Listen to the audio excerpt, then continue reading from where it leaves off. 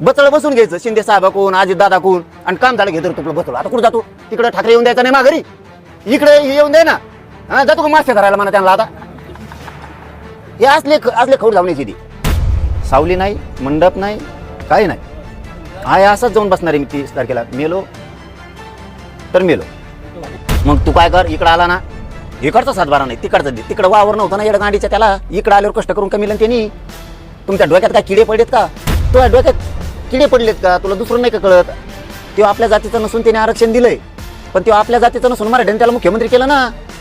एकदा कुठं ते तुकडा पडू दे, सरकारचा तुकडा पडेल नाही तर माझ्या जीवाचा तरी पडेल. या भूमिकेवरती मी फायनलच आता आलेलो आहे की तुमचा मुख्यमंत्री सहायता निधी लवकर लोकांना येत सुद्धा नाही. तुमचा PS सापडे 8 दिवस जाते, तोवर पेशंट मरत नाही तर सुट्टी. त्यामुळं जे होईल ते होईल.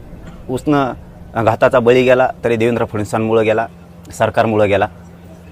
कितीही जीवाची लाहीलाही झाली तरी हरकत नाही, कारण माझ्या समाजाच्या लेकरांच्याच आयुष्याचा उन्हाळा झाला आहे. तर आपण आपली का कदर करायची? ते उन्हात कुठंही होईल, ते जंगलात होईल, रानात होईल, ते कुठंही होईल, परंतु ते खूप कडक आणि त्या रखरखत्या उन्हात ते आमरण उपोषण होणार आहे. आणि त्या भूमिकेवरती मी आता ठाम आहे. आता शेवटी त्याच्यात किती त्रास होणार आहे, किती जीवाची लाईलाई होणार आहे, किती कडक ऊन आहे, किती त्रास आहे, किती त्या वेदना होणार आहेत, याचा मी कसलाही विचार करायचं नाही ठरवलं. मी आता माझ्या निर्णयावरती फायनल आहे. कारण हे सारखे करून सुद्धा माझ्या जीवाला इतक्या वेदना आहेत आणि इतका त्रास आहे प्रचंड. एकदा कुठंच ते तुकडा पडू दे, सरकारचा तुकडा पडेल नाही तर माझ्या जीवाचा तरी पडेल. या भूमिकेवरती मी फायनल. आपण किती असं करत राहायचं? सरकारनं किती दिवस शब्द द्यायचे आणि आपण किती दिवस त्यांना वेळ द्यायचा? हे सलग आता 3 वर्ष झाले हे आंदोलन सुरू आहे. त्यामुळं ही जी मी तुम्हाला त्याच दिवशी सांगितलं होतं की मी कठोर आंदोलनाची भूमिका घेणार आहे. तर हे मे महिन्याच्या या कडक रखरखत्या उन्हात हे आमरण उपोषण होणार आहे. ना कुठल्या पाण्याविना होणार आहे, कुठल्या जेवणाविना, ना पायात काय चप्पल ना बूट काय राहणार आहे. मी बास टाकून एका बाजूला बसून जाणार आहे. ते जे होईल ते होईल, त्याचा विचार मी नाही करत. जर माझ्या शरीराचा मी विचार करायला गेलो तर माझ्या समाजाच्या लेकराचा उन्हाळा करून टाकला या सरकारनं. त्यामुळं कुठंतरी आता हे थांबलं पाहिजे. त्यांनी याचं आश्वासन द्यायचं आणि आम्ही ते बार ऐकत बसायचं. एकदाचं होऊ जाऊ दे आणि हे झालं फायनल. याच्यावरती कुठलाही बदल नाही, काही होणार पण नाही. आणि माझ्या मराठा समाजाला विनंती की कुणीही अंतरवलीकडं तुम्ही येऊ नका. कारण सरकारनं मराठा समाजावरती खूप माया दाखवली की त्यांना ऊनच लागल, त्यांना विठीसच धरायचं नाही, म्हणजे माया दाखवली. तर मग आता त्यांना जर माया आहे तर त्यांनी आत्तापर्यंत आरक्षण दिलं असतं. म्हणजे ही डाव आहे मराठ्यात संभ्रम पसरायचा आणि हे करायचं. आता हे मला नाही वाटत की देशात असं पुन्हा आमरण उपोषण कुठं देशात झालं असेल आणि इतका कठोर पद्धतीची कुठंतरी निर्णय झालेला असेल की हे मी माझ्या मनानं म्हणत नाही, पण देशात मला नाही आठवत की असं इतकं टोकाचं झालं असेल आणि ते टोकाचं आता होणार. म्हणजे आता ठरलं आहे की 30 तारखेपासून आमरण उपोषण होणार, ते पण उन्हात होणार. आमरण उपोषण होणार, मंडप टाकून होणार, अनेक प्रकारचे राहतात. ते तुमच्या साक्षीनं होणार. लय झालं तर फक्त म्हणजे ते पण म्हणायला नाही पाहिजे, मी पण म्हणतो लय झालं तर फक्त पत्रकारांपुरती एखादी पट्टी राहिली तर राहील. सावली नाही, मंडप नाही, काही नाही. हा असंच जाऊन बसणार आहे मी 30 तारखेला. मेलो तर मेलो. म्हणून राधाकृष्ण विखे पाटील आणि प्रसाद दाडगे येणार आहे, तिथं काही तोडगा निघू शकतो का? मला नाही माहिती येणार आहेत नाही. 16 तारखेला सांगितलं होतं, 16 तारखेपासून वेळ दिलाय 15 दिवस वेळ. हो, 29 ऑगस्टपासून मुंबईतून दिलेला आत्ता 29 मेपर्यंत 10 महिन्याचा वेळ. काय करणार येऊन तुम्ही? चर्चेवर बोलणार? मला चर्चा नाही पाहिजे रे बाबा. 58 लाख नोंदी निघाल्या, त्याचे कुणबी प्रमाणपत्र तुम्ही देणार आहेत का? ज्यांना कुणबी प्रमाणपत्र दिले त्यांच्या तुम्ही व्हॅलिडिटी देणार आहेत का? हैदराबाद गॅझेटियरचा तुम्ही JR काढलाय, ते प्रमाणपत्र देणार आहेत का? त्याच्या व्हॅलिडिटी तुम्ही देणार आहेत का? तुम्ही आरक्षण देताय म्हणजे नेमकं काय करताय? मराठ्यांचे मतं मात्र तुम्हाला लागतील आणि मराठ्यांच्या लेकराला मात्र आरक्षण दिलं जात नाही. ही दुट्टप्पी भूमिका कोणची? तुम्हीच आमच्यावरती हल्ले करायचे आणि तुम्हीच आमच्यावरती 307चे गुन्हे दाखल करायचे. म्हणजे राज्यातले गुन्हे सुद्धा मागे घ्यायचे नाहीत. सामूहिक कट रचून तुमचे पोलिस येणार आणि आमच्यावर हल्ला करणार. त्यांच्यावरती 120 पोलिसांवरती लागून त्यांच्यावरती 307 व्हायला पाहिजे, तर आमच्या क्रॉस घेतल्या जात नव्हत्या. राज्यभर हे खोटे दाखल केलेले गुन्हे. तुम्ही 17 संस्थांचा JR काढू शकत नाही आहे. 1 महिन्याचा वेळ मागितला, 10 महिने झाले. अरे बलिदान गेलेल्या मराठ्याची एवढी माया आहे. तुम्ही सांगता की मराठा समाजाला ऊन लागन, मे महिन्याचं कडक भयंकर ऊन, हे लोक घराच्या बाहेर सुद्धा निघाणात, जीव जायला लागलेत उष्णतेमुळं, उन्हामुळं जीव जायला लागला आहे लोकांचा, बळी चाललेत. मराठ्यांना विटीच धरू नका. तुम्ही बलिदान गेलेल्या कुटुंबाच्या लेकराच्या नोकऱ्या द्यायनात. इतकी तर नीच आणि नालायक अवलदी धर्माला तुम्ही सत्तेत बसलात. कमीत कमी ती तुमची बहीण होती, ती तुमची आई आहे. मराठ्यांचं कुटुंब उघड्यावर पडलं यार, उन्हात पडलं ते. तुम्ही तिथं नाही वेळ देत. ही माझी समाजाविषयीची तळतळेन, मी ती समाजावर ते विश्वास कमवला आहे. मी समाज सोडून नाही काय करत, मला नको पण काय. तुम्ही साधे साधे कामं करत नाही आहेत. साधे कामं किती वेळ लागतो मराठा आणि कुणबी मंत्रालय स्थापन करायला, किती वेळ लागतो. ओबीसींनी नाही मागून मंत्रालय स्थापन केलं, मराठ्यांनी मागून नाही दिलं. मराठा आणि कुणबी एक असून सुद्धा नाही जी आर काढला जात. नवीन एक माहिती समोर आलेली आहे. तुम्ही आंदोलन केलेल्या 3 वर्षांमध्ये मराठवाड्यात 3 लाखापेक्षा अधिक कुणबी प्रमाणपत्राचे वाटप करण्यात. उपकार केला का? कोण बॅकलॉग भरून काढणार 3 लाख लोकांचा? याचा अर्थ आम्हाला आरक्षण होतं, आमच्या नोकऱ्या कोणी लाटल्या? 1967 पासून आत्तापर्यंत 50-60 वर्षात आमचं वाटलं सरकारनं काय केलं? ते 5 लाख निघू तुमच्या म्हणण्यानुसार मराठवाड्यात कुणबी प्रमाणपत्र, किंवा 1000 निघले ना, याचा अर्थ आम्ही आरक्षणात होतो ना. आमचा बॅकलॉग कोण भरून काढणार? आमचं नुकसान आता 5 पिढ्याचं का? आमच्या जागा हडपिल्या. आम्ही कुणबी आणि मराठा हा एकच आहे, हे वारंवार सांगितलं गेलं आहे, पण हे करतच नाही आहेत ना. त्यामुळं आपण हे बघा, मी 2 मिनटातच तुम्हाला सांगितलं होतं की मी 10:30 आला असंच फायनल करून टाकणार आहे माझा विषय. मला आता ना आरपारचं खेटायचं, मला आता आरपारचं खेटायचं. त्यामुळे मी आल्यालाच तुम्हाला सांगून टाकलं आहे, असंच 30 तारखेला उठून मी उन्हात एखाद्या रानात बसणार. उन्हात बसणार आहे, त्याला काय स्थळ ठरलं तरी आरक्षण नाही, नाही स्थळ ठरलं तरी आरक्षण नाही, आणि ठरविलं तरी आरक्षण नाही. सगळ्या मागण्या दिल्या तरी आरक्षण नाही, समजून सांगितलं तरी आरक्षण नाही, कायद्यात बसतंय हे सांगितलं तरी आरक्षण नाही, प्रेमाने बैठका घेऊन सांगितलं तरी बी आरक्षण नाही, मोर्चे घेऊन गेलं तरी पण नाही. त्यापेक्षा होऊन जाऊ दे, काय होऊन जायचं ते होऊ दे एकदा. हां ठीक, एक गोष्ट खरी आहे, याच्यात माझ्यावरती प्रेम करणारा गोरगरीब मराठ्यांचा खूप मोठा वर्ग आहे. त्यांना विषय वाईट वाटणार आहे की उन्हात लोक बाहेर निघत नाहीत आणि तुम्ही एवढ्या रखरखत्या उन्हात आता जीवाची लाईलाई होणार आहे. त्याच्यात ते माशासारखं तरफडून मेल्यासारखा प्रकार आहे आता येऊ. त्यांना वाईट वाटेल, पण माझा नाविलाज आहे, मला त्या भूमिके घ्यावा लागते. आणि मे महिन्याच्या या कडक उन्हात, मी रखरखत्या उन्हात जीवाची लाई झाली तरी चालत. काय तरफड व्हायचं तेवढं तरफड मारफड होऊ द्या, पण मी मात्र उठत नाही आता.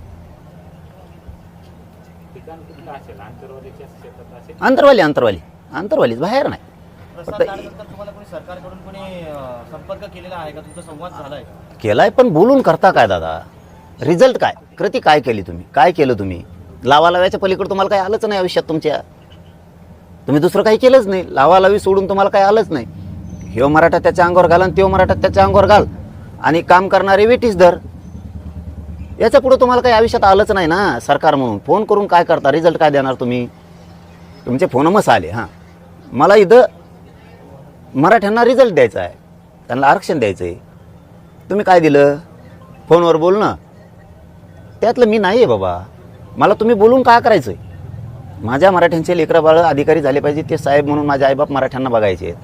अरे तुम्ही काय उत्तरं देता रे नालायकासारखे? काय उत्तर आहे त्यांचे? पश्चिम महाराष्ट्रातला मराठा समाज हा सदन आहे, त्यांच्याकडं ऊस आहे, बागायती आहे, फळबाग आहे. पश्चिम महाराष्ट्रातल्या ओबीसीकडे फळबाग नाही काय? काय सरकार चालित? इतकं क्रूर सरकार आणखीन आलं नसन रे कधीच देशात, जगात. काय उत्तर आहे? पश्चिम महाराष्ट्रातल्या मराठ्यांना आरक्षणाची आवश्यकता नाही आहे, कारण ते सदन आहेत, त्यांच्याकडं ऊस येतं, फळबागा आहेत, द्राक्षे येतं. ओबीसीकडे नाहीत काय? मग तिथं असणाऱ्या बागायती असणाऱ्या ओबीसीला आरक्षण नाही काय? हे रूल आहे काय आरक्षणाचा? तिथल्या मराठ्यांकडे ऊस येतं, पाणी, सदन येत म्हणून त्यांना आरक्षण नाही देत आम्ही. मग तिथला ओबीसी काय डोंगरात राहतो का? त्यांच्याकडे फळबागा ऊस नाहीत काय? त्यांच्या पोरं नोकऱ्यातून आरक्षणातून नोकऱ्यात नाही काय गेली म्हणून मराठ्यांची जाऊ नये? विदर्भ मराठवाडा, आम्हाला पाणी नाही, आरक्षण बी नाही. काय चूक केली राव आम्ही? अखंड महाराष्ट्राची एकजूट राहावा म्हणून मराठवाड्याला आरक्षण असून सुद्धा मराठवाडा आरक्षण सोडून अखंड महाराष्ट्र सामील झाला. अरे नागपूरला तरी पश्चिम महाराष्ट्रात यांनी नागपूर करार केला. अरे आम्ही एवढा विश्वास टाकला या महाराष्ट्रावरती, या महाराष्ट्राच्या सरकारवरती, की विनाट आम्ही तुमच्याकडे आलो. कारण कुठं आपली एकजूट दिसावं, आपण अखंडपणा आपल्याला दिसला पाहिजे. तरी तुम्ही आम्हाला आरक्षण असून सुद्धा देत नाहीत. तुम्हाला लढाई खेटायचंच ना, त्याला विलाजच नाही. खेटू आपण 30 तारखेपासून खेटू. किती खेटायचं तुम्हाला? यांना लावायचं पलीकडे काय नाही आलं बघा. यांच्या क्षमता नाही गोरगरिबांचे प्रश्न सोडवायची. जे सोडतायत ते मराठीकडे गेले नाही पाहिजे म्हणून त्या मंत्र्यांना टार्गेट केलं जातं. अजितदादा शिंदे साहेबाचे मंत्री टार्गेट का? ते गरिबाच्या समस्या जाणून घ्यायला येते म्हणून. तुम्हाला यायचं नाही. तुम्ही टाळ्या वाजणारे असल्यासारखे बंगल्याच्या आत बसता. तुम्हाला बाहेर यायचं नाही. तुम्हाला गोरगरिबाच्या शेतकऱ्याचे प्रश्न सोडायचे नाही. डिझेलचा एवढा उद्रेक चाललाय, तुम्हाला पंपावर येऊन बघायचं नाही का हाल चाललेत. कोणाचं घर जळालं, त्याच्यात माणूस जळाला तर दवाखान्यात जाऊन तुम्हाला त्याला बघायचं नाही. एखादं पेशंट आजारी पडलं, अपघात असला, त्याचं ऑपरेशन, तुमचा मुख्यमंत्री सहायता निधी लवकर लोकांना येत सुद्धा नाही. तुमचा PS सापडे 8 दिवस जाते, तोवर पेशंट मरत नाही तर सुट्टी होऊन. हे तुमचे काम. डिझेलला बघायला सुद्धा तुमचं कोणी जात नाही. ते लोकात येतात. मराठ्यांकडे कोणता मंत्री गेला नाही पाहिजे, नसता त्याला टार्गेट करा. असल्या तुमच्या भूमिका ही तुमची नीतिमत्ता. खरं बोला रे. माझ्यावर डाव टाकला होता यांनी. देवेंद्र फडणवीस साहेब 100% मराठ्यांना आरक्षण देतात, पण जरांगे पाटलांना फक्त आवडत्याच मंत्र्यांना भेटायचं का? देवेंद्र फडणवीस साहेबाला भेटायचं नाही का? काढा बाईट त्यांची 16 तारखेची. ही यांची बाईट. मग शब्द काय गेला माझ्या गरीब मराठ्यात? देवेंद्र फडणवीस साहेब 100% आरक्षण देतील. आम्हाला बोलवा ना.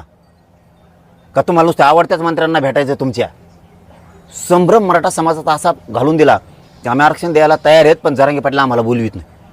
मराठ्यांनाही वाटलं असतं ते देत तर का बोलवीत नाही. 17 तारखेला तुमच्या मीडियाच्या बांधवाला सांगितलं, ये बाबा दे ना. आता मला वाटतं याच्यातून किमान प्रसाद लाड साहेबांचे डोळे उघडतील असं मला वाटतं. मला त्यांना टार्गेट करायचं नाही, त्यांना दोष द्यायचा नाही, कारण त्यांनी सांगितलं की मी मराठा आहे म्हणून दोष द्यायचा नाही. पण डोळे उघडले असतील मात्र एवढं खरं की तो हा देवेंद्र फडणवीस किती कलाकार आहे. म्हणून मी त्याला बोलतो, बाबा देवेंद्र फडणवीसचं का माझं शत्रुत्व, त्याचा मग का बांधाला बांध. मग आपल्या आईला हाणलं. मराठ्यांची आई माझी आई आहे म्हणून मी त्याला बोललो. बळच नाही बोलत बाबा मी कोणाला. ही आता डोळे उघडले असतील. जरांगे पाटील का बोलतायत देवेंद्र फडणवीसला? कारण मराठ्यांविषयी ठासून भरलेला द्वेष, मराठ्यावर जेवढा अन्याय करता येईल तेवढा करण्याचा प्रयत्न. पुन्हा सांगतो आजच्या प्रेसच्या माध्यमातून, आणखीनही मराठ्यांचे मन जिंकायला देवेंद्र फडणवीसांना संधी आहे. नाही आम्ही शत्रू. तुम्हाला कधी मानत नाही, मानणार. माझं म्हणणं समजून घ्या रे. भाजपमधले मराठ्यांचे मंत्री आमदार समजून घ्या रे. तुमची सुद्धा लेखबाळ मोठी होणार आहे रे. तुमची नसन होणार तर तुमच्या कार्यकर्त्याची मराठीची होणार आहे. तुमची ओढ ही मराठ्यांच्या बाजूने असलं पाहिजे. एवढं जरी झालं, लाडांना एवढं जरी कळालं आपलाच माणूस दोषी आहे, मनातली मनात म्हणतो मी, तरी खूप झालं.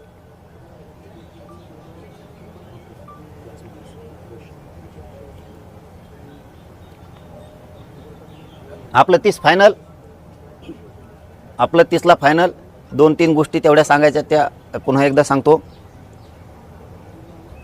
हे कठोर आणि कडक आमरण उपोषण होणार आहे आणि भर रखरखत्या कडक उन्हात होणार आहे. मी बास टाकून तिथं बसून जाणार आहे उठलो असाच. मग ती उष्ण घाताचा बळी जाऊ किंवा तिकडं ते काय जे होईल ते होईल, लाई जीवाची होईल, तरफड मरफड होईल, शरीराची आग होईल. मी तिथं बसणार आहे. याच्यावरती फायनल. मराठा समाजाने अंतर्वालीत येऊ नये. मी तुमच्या लेकरासाठी झटतोय. सरकार मराठ्यांवरती प्रेम दाखवतं आहे की मराठ्याला ऊन लागतं आहे. मराठ्यांना विटीस धरू नका. माझी विनंती आहे, मराठा समाजाने अंतर्वालीत येऊ नका. सगळ्यांनी सरकार काळजी करतं आहे. आणि तुम्हालाही दिसलं आहे करतं आहे का नाही करत सरकार काळजी. कुणीही राज्यात, तिसरा मुद्दा, कुणीही राज्यात उद्रेक धिंगाणा करायचा नाही. सगळ्यांनी शांततेत, मी तुमच्या समाजाच्या लेकराबाळाच्या कल्याणासाठी मी मरायला तयार आहे. कारण माझासुद्धा जीव लई दिवसाचा तर पडतो आहे. कारण माझ्या शरीरात ह्या उपोषणं केल्यामुळे इतक्या काय वेदना आहेत की त्या सांगूनच पूर्ण होत नसत्यात. चालायला त्रास, पोटात आग होती हमेशाच, अंग थरथर कापतं, शरीरात चावल्यासारखे प्रकार होते अनेक. त्याच्यामुळं शरीरात खूपच वेदना आहेत. त्यामुळं मला ही टोकाचा निर्णय घ्यावा लागतो आहे, तो मी घेतला आहे. मला सगळ्या मागण्याची अंमलबजावणी पाहिजे, त्याशिवाय मी हटत नाही. मराठा समाजाला पुन्हा पुन्हा माझी विनंती आहे, तुमच्या लेकराबाळाच्या कल्याणासाठी मी लढायला खंबीर आहे. तुम्ही कसलीही काळजी करू नका. मलाही मानणारा खूप मोठा वर्ग आहे, तेही अंतरवालीकडे पळणार आहे हेही मला माहिती आहे. तरी माझं म्हणणं आहे, जर तुम्हाला यायचंच असेल तर छत्रीफित्री घेऊन येत जा. पण माझं स्पष्ट आव्हान आहे सगळ्याला की एकाही मराठा समाजानं राज्यातल्या अंतर्वालीत येऊ नये. तुमच्या लेकराबाळाचं कल्याण करण्यासाठी मी खंबीर आहे, समर्थ आहे. मी वेळेप्रसंगी माझा प्राणसुद्धा टेकायला तयार आहे.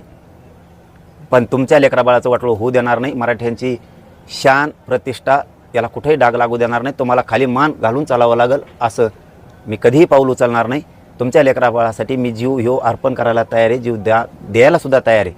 फक्त मराठा समाजाने कसल्याही प्रकारचं उद्रेक, असं काय आंदोलन वेगळं काहीही कोणी करू नका. 30 मेला आमरण उपोषण होणार आहे, त्याच्यात कसलाही बदल होणार नाही आहे. पुन्हा पुन्हा मला तोच धाक असतो आहे की माझ्या मराठा समाजाला दम निघणार नाही आहे, हे मला चांगलं माहिती आहे. साधं उपोषण करायचं म्हणलं तरी मराठा समाज खूप टेन्शनमध्ये येतो. आता हे तर अति टोकाचं आहे की देशभरात असं आमरण उपोषण कधीही झालेलं नसेल. पण आता त्याला माझा नाविलाज आहे. त्यामुळे ही मराठा समाजाला सांगणं माझं होतं आणि ते मराठा समाजाने पाळावं. उद्या जर काही सकारात्मक चर्चा झाली, तुम्ही उपोषण मागे घेणार? मला चर्चा सकारात्मक पाहिजेच नाही. मागण्यांच्या मध्ये मला अंमलबजावणी पाहिजे. सातारा संस्थांचा GR का निघत नाही, केसेस का मागं होत नाहीत. आणि जर अडचण येत असत्या हैदराबादचे गॅजेटेडचे प्रमाणपत्र वाटायला 1990 1994च्या GR प्रमाणे तुम्ही याही GRला का ते नियमावली लावत नाहीत, ती नियमावली लावा. तुम्ही आंदोलनाची घोषणा करताना आता आचारसंहिता लागली विधान परिषदेची, त्यामुळे सरकार तुमच्यासोबत चर्चा करायला येईल असं वाटतं? ते येईल नाही येईल मी माझ्यात क्षमता ठेवतो बघा. माझा मराठा समाजसुद्धा क्षमता ठेवतो. आम्ही हरवण्याची ताकद पुढच्याला ठेवतो, कारण आम्ही क्षत्रिय कुळात क्षत्रिय मराठी. गरीब मराठ्यांना आरक्षण लागतं आणि श्रीमंत मराठ्यांना लागतं. दोघांच्याही लेकराबाळाचं लेकीबाळीचं कल्याण होणार. त्यामुळं मैदानात उतरून आम्ही हरायची क्षमता ठेवतो. आम्ही कुणी आमच्याकडे यावं म्हणून कधी आंदोलन नाही करत आणि आम्हाला सहजासहजी नाही देत भाऊ कुणी. आम्ही सगळ्याला द्यावं. मराठ्यांचं वगळ येऊस्तर खाते, जिकडून वगळ येऊस्तर तिकडं कोपराबोत हात भरूस्तर खाते. आम्ही पण देतो, पण आम्हाला द्यायच्या टायमाला विरोध होतो. आम्ही लोकांचे लेकरं सुखी समाधानी राहावेत म्हणून काय नाही दिलं आमच्या वंशजांनी, पूर्वजांनी काय नाही दिलं. आज आम्हाला मागायची वेळ आली. आमचे कोपरा इतके यांचे हात भरूस्तर खात होते दोन्ही हातानं. आज आमच्या लेकराला द्यायची वेळ आली तर सगळे विरोध करायला लागले. माझा मराठा समाज सक्षम आहेत. आम्हाला लढल्याशिवाय कधीच काय मिळत नाही. आम्हाला लढावंच लागतं आणि आम्ही क्षमता ठेवतो. आम्ही लढण्याची क्षमता ठेवतो, संघर्ष करण्याची क्षमता ठेवतो, जीवाचं रान करायची क्षमता आम्ही ठेवतो आणि जिंकूनसुद्धा दाखवतो. आमच्यात तेवढी कुवत आहे. आम्ही लोकांच्या उरलेल्या पिठावर जगणारे अवलादी आमच्या नाही आहेत. आम्ही साम्राज्य स्वतः उभा करणारे आमच्या अवलादी आहेत. आम्ही लोक आहेत आणि आम्ही ते मिळू. हो, आत्तापोत मिळवलं आहे. आम्ही 58 लाख नोंदी मिळवल्यात, GR मिळवलेत, राहिलेलं आहे आम्ही मिळू. पण हे मात्र खरं आहे, ज्यावेळेस माझ्या समाजाकडं होतं त्यावेळेस माझ्या समाजानं भरभरून सगळ्यांना दिलं. पण मग त्याच भरभरून देणाऱ्या समाजाच्या लेकरावरती आज वेळ आली तर सगळेजण विरोध करायला लागले. ते एक विसरलेत. आम्ही देणारे पण आहेत, लढून मिळवणारे पण आहेत. आणि आणखीन एक गोष्ट विसरलात तुम्ही, आम्ही एकटेच 50-55% आहेत राज्यात. आम्ही तुमचे पाठ पण पुरू शकतो, हे तुम्ही विसरलात. तुम्ही ज्या भाषा करता त्या भाषेच्या पुढच्या भाषा चालवणारे आम्ही पण आहेत. हो आहेत आम्ही, त्याच्या पुढचे आहेत आम्ही. तुमच्या डोक्यात वेगळं आहे, आमच्या डोक्यात वेगळं आहे. आम्हाला वाटतं नको, आणि तुम्हाला वाटतं हे काय करत नाही. तुमची तोडण्याची भाषा आहे. तुम्ही तोडायला सुरुवात तर करा, शेवट करतोच का नाहीत बघा. पाटील, त्या दिवशी तुम्ही बोलताना म्हटलं की सरकारनं एक जी आर काढलेला आहे की ओपनमध्ये ओबीसीला घुसता येणार नाही. तो जी आर सुद्धा आता सरकारने रद्द केला. तुम्ही अभ्यासका बोलवलेत आज त्याच्यावर. तर तो जी आरच सरकारनं रद्द केला. हां, आता ते आज केलेलं असेल तर मला नाही माहिती. मी आज बोलवले होते की त्याच विषयावर. मी 16 तारखेला तुम्हाला सांगितलं होतं की मी त्या जी आरच्याबद्दल तो चांगला आहे का नाही याच्याबद्दल बोलवणं, नंतर भूमिका घे. आज मी बोलवले होते त्याच विषयावर. तुम्ही अभ्यास बोलवले, मात्र सरकारने तो जी आर रद्द केला. हां, मग ते मला माहीत नव्हतं. मग आता का रद्द केला आहे, मग चांगला आहे का ते याच्यावर चर्चा करू आम्ही. का रद्द केला किंवा ठेवायचा का नाही ठेवायचा याच्यावरती चर्चा होईल. पाटील, प्रसाद लाड जेव्हा तुम्हाला भेटून गेले त्यानंतर सरकारचं आणि तुमचं मधल्या काळात काही चर्चा झाली का? हो ना, बोलणं झालं. त्यांचा फोन आला ना, मी म्हणलंच ना, हे बघा मी तुम्हाला काय खोटं बोललो यार जिंदगीत. तुमच्याशी मी प्रामाणिक आहे, माझ्या समाजाशी मी प्रामाणिक आहे, मी काहीच लपून ठेवत नाही. पण मला फोनवर नको रे बाबा. फोननी होणार काय? तू काय सांगणार आहे सांगा मला. हां, तू म्हणणार समजा टाईम लागतोय तर 8 महिने 10 महिने झाले टाईम दिला. तुम्ही म्हणता जी आर काढायचा तर काढलाय. तुम्ही म्हणता प्रमाणपत्र द्यायला नोंद पाहिजे तर 58 लाख नोंदी निघाल्यात द्यायनात. तुम्ही म्हणता व्हॅलिडिटीला अर्ज दाखल करा देतो तो केलेले आहेत. बलिदान गेलेल्या कुटुंबाला नोकरी आणि त्यांचा निधी मागतोय तर बलिदान गेलेले आहेत. तुमचं बोलायला काय जागा आहे? तुमच्याकडे उत्तरं द्यायला सरकारकडे जागाच नाही. त्यांनी मला खिंडीत पकडायला ठरवलं होतं यावेळेस. मी टाकला डाव. त्यांनी खिंडीत पकडलं होतं मला, किंवा मला बोलवीत नाही, मुख्यमंत्री टार्गेट केला जातो आणि आपल्या जातीचा मुख्यमंत्री नसून त्याने आरक्षण दिलं, ही भाषा त्यांची. अरे बाबा, आपल्या जातीचा मुख्यमंत्री नाही हां तरी त्याने आरक्षण दिलं. पण तुझ्या डोक्यात किडे पडलेत का? तुला दुसरं नाही का कळत? तो आपल्या जातीचा नसून त्याने आरक्षण दिलंय, पण तो आपल्या जातीचा नसून मराठ्याने त्याला मुख्यमंत्री. ते नाही का तुझ्या डोक्यात बाबा? पाटील साहेब, आता प्रसाद लाड यांनी प्रतिक्रिया दिलेली आहे. त्यांचं म्हणणं असं आहे, मराठा समाजाला न्याय मिळवून देणारे अपेक्षित उत्तर मनोज दादांना मिळेल. मग हायला बसलेलो मी इथंच. मी कुठं चाललोय? हे बघा, मी पुन्हा काय सांगितलं की मी ते विषय मोगच संपविला. त्यांनी डाव टाकला होता भाऊ. आम्हाला बोलवत नाहीत, हे दिलंय ते दिलंय. फक्त लाडांना एवढं जरी कळलं तरी खूप झालं, असं माझं म्हणणं आहे. की याच्यात मनातले मनात म्हणले तरी बस. ते मनातले मनात जरी म्हणले तरी बस झालं आमच्यासाठी. की ह्यो करतो ह्यो चुकीचं नाही आहे, देणारा मात्र डाव टाकतोय. आपलाच माणूस चुकीचा आहे म्हणून हे बोलतेत. मनातले मनात म्हणले तरी बस. त्यांचा राजीनामा नको आम्हाला, त्यांचं काय नको, लय झालं तर फक्त येऊन आंदोलनात बसले तरी खूप झालं. उद्या येणार असं म्हणता येते राधाकृष्ण विखे पाटील आणि प्रसाद लाड. होणार हो.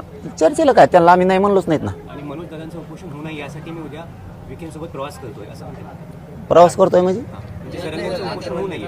हा, मला वाटलं ट्रकने यायला लागलेत प्रवास करतात. तसे होय प्रवास करतात म्हणले इतके दिवस लागणार मग यायला. मला वाटलं आजच निघालेत. त्यांनी बंद केलेत नाही इमान बंद केलेत. तेल मिळत नाही म्हणून. डिझेल वाचा म्हणले आमचे मोदी साहेब, आपले सगळ्यांचे मोदी साहेब सर. ते म्हणले की बंद करून टाका सगळं, इंधन वाचा, तेल वाचा. त्यामुळे मग आता सध्या कोणी एस टीने फिरतं, कोणी त्या याच्या गाडीवर लाईटवरच्या आकडे टाकायच्या गाडीवर, चार्जिंगच्या गाडीवर चालतं आकडा टाकी देत. कुठे गेलं की पिन खुशी देत. बिल भरायची गरज नाही. बिल भरायला आम्हाला लावित येत, मराठ्याला, शेतकऱ्याला. मला वाटलं एस टी फिस्टीने यायला 2-2 दिवस लागू शकतात. मधून खराब रस्ता आहे ना, येवल्यातून यायचं असलं तर मग आणखीन खराब आहे थोडा जास्तच. त्यामुळं मला वाटलं प्रवासाला निघालेत. काय तुमचे किती डाव असले ना, मराठा समाज कळून चुकला. आता सरकार गोड बोलून फसवतोय. मी यांच्या भरोश्यावर बैठका बंद केल्या की नाही सांगा बरं मीडियाचे बांधव. मी आत्तापर्यंत 3 वर्षात कधी केली अशी घटना? मी माझ्या बैठका घेत राहिलो. मी लाडांवरती विश्वास टाकला, कारण शब्द तसा होता त्यांचा. उदय सामंत मुख्यमंत्री उपमुख्यमंत्र्यांना विचारून गेले का? यायला मित्राला विचारून जात असते का रे? आणि तुम्ही कसं म्हणले तिथं आल्यावर की मी त्यांना नाही विचारता आलो? मग ते काय नौकर आहेत का? काय शिंदे साहेब लोक तुमचे नौकर आहेत ते? काय बोलता राव तुमची? बघा ती बाईट काढा 16 तारखेची. तुम्ही माणसाचा कंट्रोल असला पाहिजे. तुमची अशी इच्छा आहे का मराठ्याकडे येऊ नये, मंत्र्यांनी समस्या जाणून घेऊ नये? भाषा बघा. उदय सामंत तिकडे गेले.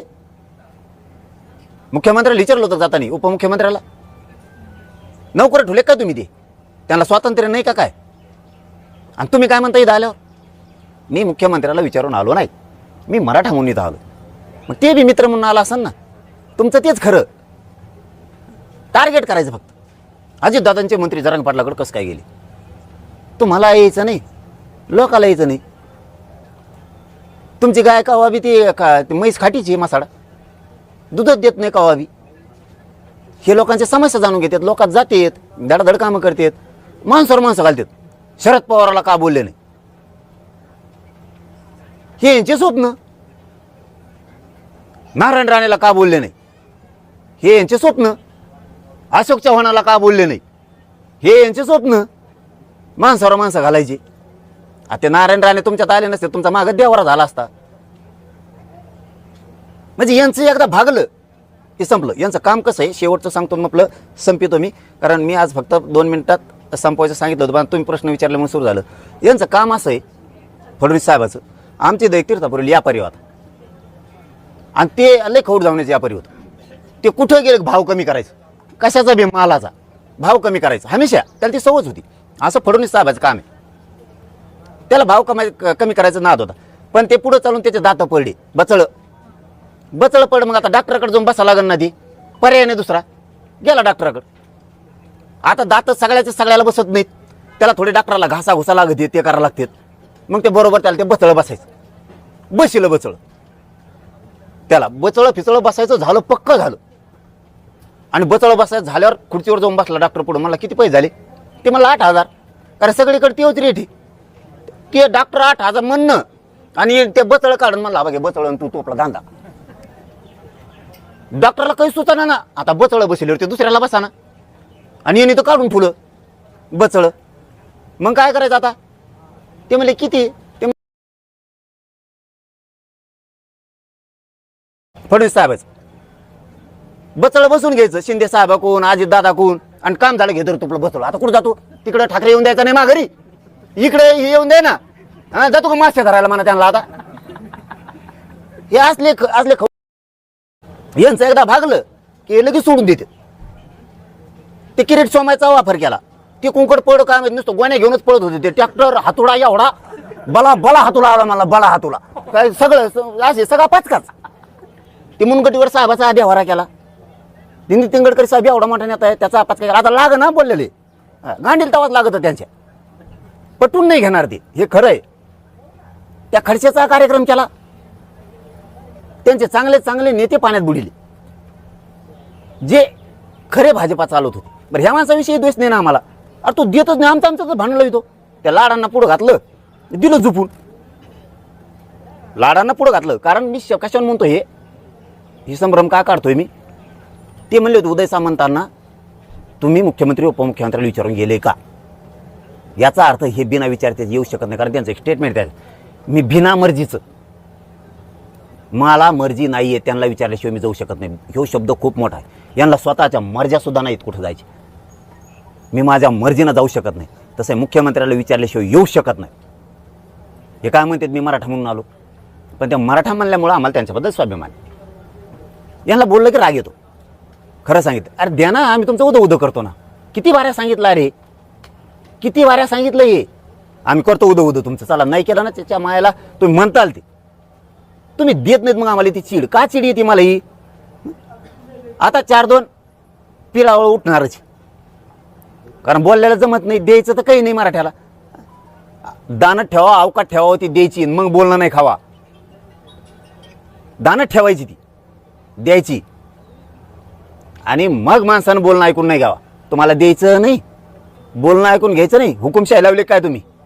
मराठ्यापुढे शानपणा करता काय तुम्ही? आम्ही संयमानं 8 महिने झाला ऐकून घेतलंय भाऊ. 8 कसले 10 महिने. बरं, शब्द नाही काढला, दाखवा ना मला काढल्याला. आजही नाही काढला. आत्ताही फक्त फरक सांगितलाय, हे बचळ काढणे, याला त्याला संपविणे, काय खोटं आहे. असे कित्येक तरी आहेत. तुम्ही दावणे लावून बांधता लोक. यांना खतखत माहीत नाही. हे बघा पत्रकार भाऊ, यांना खतखत माहीत नाही. यांचं काय स्वभाव आहे, यांची एखाद्या ठिकाणी 10 एकर जमीन आहे. हे काय करतात, 10 एकरच्या शेजारी 100 एकर घेतात. आणि मित्र पाहुणे रावळे आले की हे काय सांगतात माहिती आहे का, ही सगळी प्रॉपर्टी आपली आहे, ही त्याला माहीतच नाही. दादागिरीने घेतलेली ती म्हणून आत खतखत असंतोष आहे. तुम्हाला मनाने यावं कोणी म्हणा मला पैशाची लय अडी अडचणी, माझी जमीन विकत घ्या, तुम्ही दादागिरी घेतली तळतळाट येतो. असंतोष आहे, प्रचंड खतखत आहे तुमच्याविषयी सगळ्या पक्षात, तुमच्या सुद्धा स्वतःच्या. तुम्ही कधी नव्हे ते 6-7 गट केलेत तुमच्या याच्यात, एवढी प्रचंड मोठी खतखत आहे. आणि का रुसतात माझ्यावर मराठीचे आमदार मंत्री खासदार, का रुसतात माझ्यावर? काय चूक केली मी? आम्ही काय घोडं मारलं तुमचं? आम्ही गरिबाच्या लेकराला आरक्षण मागतो. तुम्ही सगळ्या भाजपचे आमदार मराठीचे मंत्री यांनी त्या फडणवीस साहेबांकडे जाऊन बसलं पाहिजे, सांगितलं पाहिजे देणारे आरक्षण एकदाचं. मला काय नाव ठेवता? मी तुमच्या लेकरासाठी, तुमच्या कार्यकर्त्यासाठी भांडतोय, मराठ्यांच्या लेकराच्या कल्याणासाठी भांडतोय. मला काय नाव ठेवता? तुम्हाला जर बोलणं ऐकून घ्यायची तुमच्या क्षमता नसेल तर काम करून दाखवावं लागते, स्वच्छ वागावं लागतं. याला बोलन त्याला बोलन म्हणजे आम्हाला अंगावर घालता का एकामेकाच्या? हां, काय मी काय सुपारी घेणारा दिसलो का तुम्हाला? तुम्ही सांगता त्यालाच मी बोलायचं. मी माझ्या मनानं आंदोलन करतो, माझ्या मराठा समाजाच्या मनाने आंदोलन करतोय. मी कोणाच्या पक्षाचं, कोणाच्या नेत्याचं फित्याचं ऐकून करत नाही, कोणाची एवढी टप्पर बी नाही. हां, आपल्याला सांगून आंदोलन करून घ्यायची, कोणाची टप्पर नाही. आणि उगाच काहीतरी सांगायचं आणि काहीतरी गैरसमज पसरायचा, निर्माण करायचा, हे काम करायचं. आता मराठ्याला कळालं, हे त्याविषयी म्हणत होते 100% देवेंद्र फडणवीस येतात म्हणून लाडभाऊ आले. आता मराठ्याने ओळखलं हे किती चालू आहेत म्हणून. यांनी कशा मराठ्यात संभ्रम निर्माण केला. आता मराठी दाखवतात त्यांना आता कसं असतं. लाटमन तुमच्यासोबत बसणार का मग? माझं आणि त्यांचं काय, लाडभाऊचं माझं काय झालंय का? माझं म्हणणं काय आहे, तुम्हाला एवढं जरी कळलं देवेंद्र फडणवीस काय चीज आहे तरी बस. आणि तुम्हाला जर आमच्या मनातला गैरसमज काढायचा असला देवेंद्र फडणवीसविषयी, हे महत्त्वाचं स्टेटमेंट करतोय मी. तुम्हाला जर वाटत असेल आमच्या देवेंद्र फडणवीस साहेबांबद्दल गैरसमज झालाय, पुन्हा जर तुम्हाला तेच वाटत असेल तर तुम्ही मागण्याची अंमलबजावणी करा. तुम्हालाच कळण गैरसमज आहे का नाही. एकदा जर त्यांनी आमच्या मागण्या मंजुऱ्या दिल्या, आम्हाला काय करायचं त्यांच्याविषयी बोलून? का बोलायचं आम्ही? पण त्यांना मराठ्याला नाही द्यायचं, त्यांना ओबीसीच्या पाहुण्याला द्यायचं. पण आम्हाला फक्त म्हणायचं सोयरे बसत नाहीत. ओबीसीच्या सोयरे नाही बसलेत, कोण बसले रे? ओबीसीच्या सोयरे नाहीत तर कोण येते? 180 जाती होत्या 1967ला, आज त्या पावणे 400 झाल्यात. सोयरे नाहीत तर कोण? त्यावेळेस घातलेली माळी समाजाची जात, उदाहरणार्थ देतोय, तसं सगळ्या जाती धरा. त्यांचं रक्ताचं आहेत का नातं? बाकीचे घातले 6 जाती, त्या फुलमाळी बेलमाळी नंतर ज्या घातल्यात, हे रक्ताचे आहेत का संबंध यांचे? भावकी आहे का यांची? एक माळी पहिल्यांदा घातला, बाकीचे आलेले 5-6 हे सोयरे नाहीत तर कोण आहेत त्यांचे? आम्हालाच आईकडची जात जमत नाही, सगळे सोयरे जमत नाहीत. त्यांचे सगळे सोयरे नाही गेले, कोण गेले? कोण गेले? फक्त त्यांची पोटजात उपजात म्हणून घातलंय त्यांना आत. मग मराठीची पोटजात कोण बी होत नाही का? त्यांना जेव्हा रूल आहे तेव्हा आम्हाला कसं काय नाही? तुम्ही सगळे त्यांचे सोयरे घातले. मराठ्यांनो सावध व्हा, हे त्यांना आरक्षण खोटं दिलंय, बोगस, फक्त मतासाठी. मत यांचं सगळं आरक्षण खोटं आहे, सगळं उडत आहे ओबीसीचं. का सरकार उडवत नाही? मराठ्यांनी समजून घ्या. कारण यांना वाटतं ओबीसी मतदान करणार नाही म्हणून त्यांनी तसं टिकेले, ते खोटं असू. आणि आपल्याला का भेट नाहीत? तर ओबीसी सारखं आपण त्यांना पाडीत नाहीत म्हणून तुमच्या लेकराचं कल्याण होईना. ते ओबीसीचं आरक्षण खोटं हे सरकारला माहिती, फक्त मत निवडणुकीत देतात म्हणून दिलंय, विरोधात जाणार नाहीत म्हणून दिलंय. आणि आपल्या मराठी आपण त्यांनी आपल्याला नाही देऊन बी त्यांनाच मतदान करतो म्हणून ते आपल्याला भ्यानात. त्यांना जर एकदा कळालं मराठ्यांचे मतं आपल्याला नाही, तुम्हाला सांगतो मराठ्याच्या मागं ते आरक्षणच नाही, काही घेऊन पळणार. खोटं आरक्षण, बोगस आरक्षण दिलं ओबीसीला सगळं. कारण पोट जाती उपजाती घालताच येत नाहीत. सोयरे कसं काय घातली? रक्ताच येत कधी? आम्ही अरे एका गावात 8-9 एकत्र असलेले द्यायना, पुतण्याला दिले आणि त्याच्या भावाला द्यायना बघा. आणि यांनी पोट जाती उपजाती म्हणून 1994ला सगळे पाहुणेच घातले त्यांचे. आणि आम्हाला म्हणतात पाहुण्याला देता येत नाही, सगळ्या सोयऱ्याला देता येत नाही. आणि त्यांचे 180 ओरिजिनल जाती घातल्या होत्या. नंतर 450 घातल्या, सोयरेच घातले ना. त्यांचं कोणतं रक्तात नातं भावकी आहे का, समान आडनाव आहे का? दाखव, चल दाखव ना. पहिल्या 180 जाती नंतर कशा घातल्या ते दाखव. समान आडनाव आहेत म्हणून घातल्या, म्हणजे आमच्या समान आडनाव असून बी द्यायला तयार नाही. कारण आमची भावकी आहे, फक्त गावं सोडून लांब लांब गेलेत. त्या गावाहून आलेला असला मग तू काय कर, इकडं आला ना, इकडचा 7-12 नाही, तिकडचं दे. तिकडं वावर नव्हतं ना येडगांडीच्या, त्याला इकडं आल्यावर कष्ट करून कमी त्यांनी. तुमच्या डोक्यात काय किडे पडलेत का? नोंद निघाली जन्म मृत्यूवर, एखाद्याचा रजिस्ट्रीला साक्षीदार झालाय म्हणून. नाही नाही नाही म्हणजे तुला नाही देत महसुली पुरावा देत, त्याला वावरत नाही, मजूर कसा देईन? त्यांनी पाप केलं, त्याच्या लेकर बाळाने अधिकारी होऊ नये, साहेब बनायचं नाही. नोंद सापडली त्याची, नाही म्हणतात महसुली ती. महसुला सापडलं, प्रवेश निर्गमवर आहे का? अरे शिकलं नाही ना यार ते. तो काय डोकं सरड का काय, ते शिकले नाही. पहिले लोकांना शिकत नव्हते.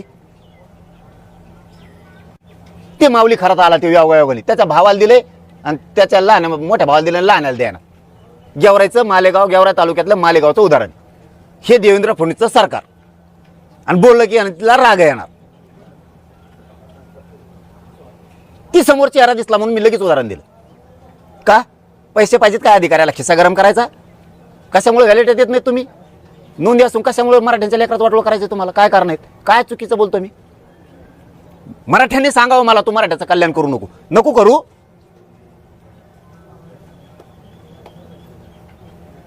मी प्रामाणिक आहे. काय माझी चूक आहे मी प्रामाणिक असणं? माझा विरोधातला विरोधक सुद्धा मला म्हणतो हो तो प्रामाणिक आहे, पण आमचं त्याचं जमत नाही. मी माझ्या समाजासाठी करू नये, इमानदारीने मी करू नये. मी माझा जीव माझ्या समाजासाठी जाळू नये. मी जर त्या समाजात जन्मलो, त्या समाजासाठी मी वेदना सहन करायच्यात, मी जीवाचं रान करायचं आहे, मी जातीसाठी माझ्या झगडायचं आहे, झटायचं आहे, आणि त्यांचे ते काम मी इमानदारीने करतो. सरकारला मी खपत नाही. इमानदारीनं करून मी माझ्या समाजाला मिळून देतो. मी करायचं नाही. मी माझ्या समाजाशी इमानदार राहतोय. मला नाही व्हायचं आमदार, खासदार, मंत्री. मला नाही पाहिजे पैसे. मला माझ्या समाजाचे लेकरं सुखी समाधानी जगलेले पाहिजेत. ते साहेब झालेले मला बघायचे म्हणून नाही घेतो. होय, हे निर्णय मी घेतलाय. माझ्या समाजाला खूप वाईट वाटणार आहे, मलाही माहिती. इथं सावलीत बसून उपोषण करायला सुद्धा समाजाचा विरोध असतो. मराठा आरक्षणासाठी लढा देणारे मनोज जरांगे पाटील यांनी पुन्हा एकदा आक्रमक भूमिका घेत 30 मे पासून प्रखर उन्हात बेमुदत उपोषण करण्याची घोषणा केली आहे. देशात कुठेच झालं नाही असं कठोर उपोषण करणार असल्याचं स्पष्ट करताना जरांगे पाटील यांनी उष्माघातानं बळी गेल्यास त्याला सरकार जबाबदार असेल असा इशारा दिलाय. उपोषणादरम्यान मराठा समाजातील बांधवांनी अंतरवाली सराटीकडे येऊ नये असं आवाहनही जरांगे पाटील यांनी केलंय. आगामी उपोषणाबाबत माहिती देण्यासाठी मराठा नेते मनोज जरांगे पाटील यांनी अंतरवाली सराटीत पत्रकार परिषद घेऊन भूमिका मांडली. यावेळी मंडपात उपोषण न करता प्रखर उन्हात उपोषण करण्याची आक्रमक भूमिका मनोज जरांगे पाटील यांनी घेतली आहे. यावेळी 30 मे पासून रखरखत्या उन्हात उपोषण करणार आहे. उपोषणादरम्यान मेलो तर मेलो, उष्माघातानं बळी गेल्यास त्याला सरकार जबाबदार असेल. यावेळी सरकारचा नाही तर माझा तुकडा पडेल असं जरांगे पाटील म्हणाले आहेत. उन्हात कितीही त्रास होईल याचा विचार करत नाही. एकतर सरकारचा तुकडा पडेल नाही तर माझा. बाजा टाकून रखरखत्या उन्हात मी यावेळी उपोषण करणार आहे. पायात काही चप्पल नसेल, अन्नपाणी नसेल, काय व्हायचं होऊ. मराठा समाजातील मुलांचा सरकारने उन्हाळा केला आहे. मराठा समाजातील बांधवांनी उपोषणादरम्यान अंतरवाली सराटीकडे येऊ नये असं मनोज जरांगे पाटील पत्रकार परिषदेत बोलताना म्हणाले आहेत. देशात यापूर्वी अशा प्रकारचे कठोर आणि इतक्या टोकाचं उपोषण झाल्याचं आठवत नाही. तेवढ्या टोकाचं हे उपोषण होईल असंही जरांगे पाटील म्हणाले आहेत. मला आता चर्चा नकोय अशी भूमिका स्पष्ट करताना 58 लाख नोंदी निघाल्या, त्यांना कुणबी प्रमाणपत्र देणार आहात का? कुणबी प्रमाणपत्र मिळालं त्यांना वैधता देणार आहात का? हैदराबाद गॅजेटियरचा GR काढला, त्याचे प्रमाणपत्र देणार आहात का? त्याची वैधता देणार आहात का? असा सवाल जरांगे पाटील यांनी उपस्थित केलाय. मराठा आरक्षण देतोय म्हणजे काय करताय असा प्रश्न करत मराठा समाजाची मते हवीत, फक्त आरक्षण द्यायला नको असंही जरांगे पाटील म्हणाले आहेत. तुमच्याकडून हल्ले केले जातात आणि आमच्या विरोधात गुन्हे दाखल केले जातात. सातारा संस्थानाचे गेझेट लागू केलं जात नाही असा प्रश्नही जरांगे पाटील यांनी उपस्थित केलाय. मराठा कुणबी मंत्रालय स्थापन करायला किती वेळ लागतो असा सवाल त्यांनी केलाय. आमच्या 5 पिढ्या पिढ्यांचा बॅकलॉग कोण भरून काढणार असंही जरांगे पाटील म्हणाले. यावेळी आरपारची लढाई करणार असल्याचंही पाटील यांनी यावेळी सांगितलंय. आता यावर तुम्हाला काय वाटतं? तुमचं मत कमेंट बॉक्समध्ये लिहायला अजिबात विसरू नका. व्हिडिओ आवडला असेल तर जास्तीत जास्त शेअर करा आणि आतापर्यंत मराठी जनता आपण आपल्या या चॅनलला सबस्क्राईब जर केलेलं नसेल तर चॅनलला सबस्क्राईब करा.